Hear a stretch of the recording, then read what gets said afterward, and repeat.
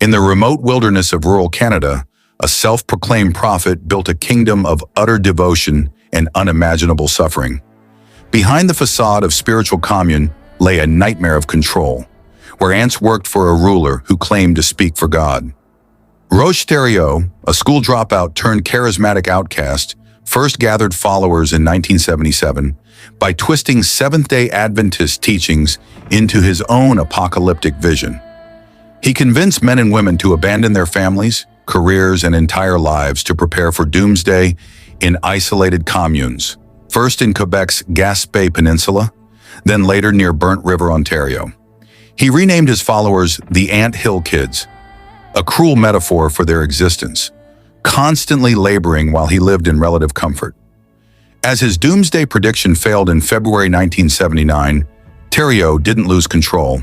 He tightened it, claiming a simple celestial miscalculation and further isolating his flock from reality. The man who called himself Moses soon revealed his true nature, taking multiple wives and fathering dozens of children in what he called a religious requirement. His control became totalitarian. Followers wore identical tunics, needed permission to speak or have relationships, and faced horrific punishments for perceived disobedience. Thériault's descent into brutality was gradual but relentless, fueled by a worsening drinking problem and unchecked power.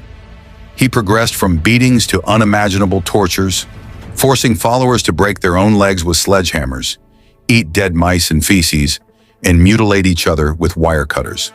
The abuse extended even to children who were sexually abused, held over fires, or nailed to trees while other children threw stones at them.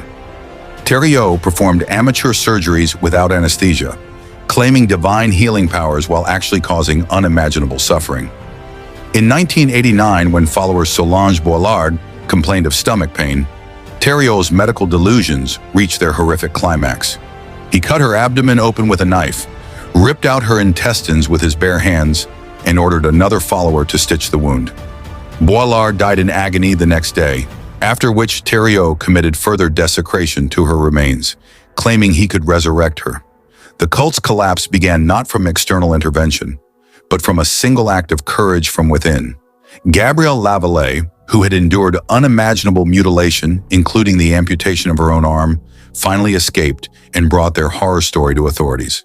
Thériault's reign ended where it began, in confinement, murdered by a fellow inmate in 2011.